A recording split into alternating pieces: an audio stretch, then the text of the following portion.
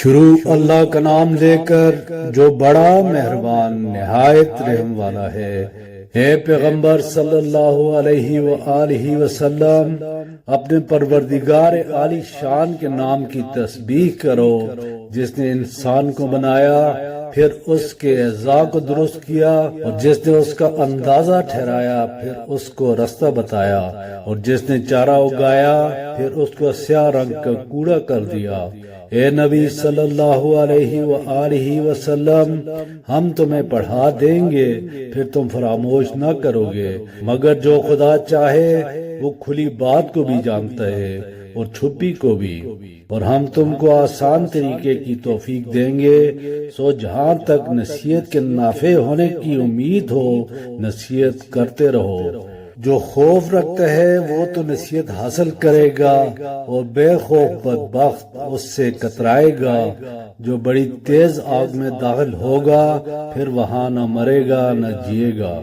بے شک وہ مراد کو پہنچ گیا جو پاک ہوا، اور اپنے پروردگار کا نام لیتا رہا اور نماز پڑھتا رہا۔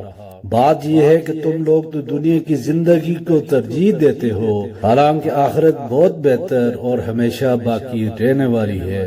یہی بات پہلے صحیفوں میں بھی درج ہے، یعنی ابراہیم اور موسیٰ کے صحیفوں میں۔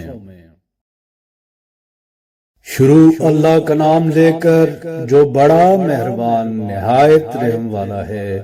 اے پیغمبر صلی اللہ علیہ وآلہ وسلم، اپنے پروردگار عالی شان کے نام کی تسبیح کرو جس نے انسان کو بنایا، پھر اس کے اعضاء کو درست کیا، اور جس نے اس کا اندازہ ٹھہرایا، پھر اس کو رستہ بتایا، اور جس نے چارہ اگایا، پھر اس کو سیاہ رنگ کا کوڑا کر دیا۔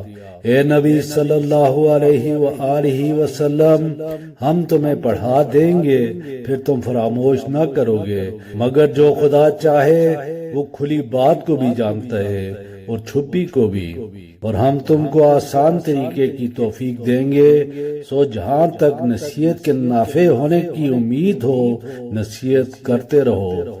جو خوف رکھتا ہے وہ تو نصیحت حاصل کرے گا، اور بے خوف بدبخت اس سے کترائے گا۔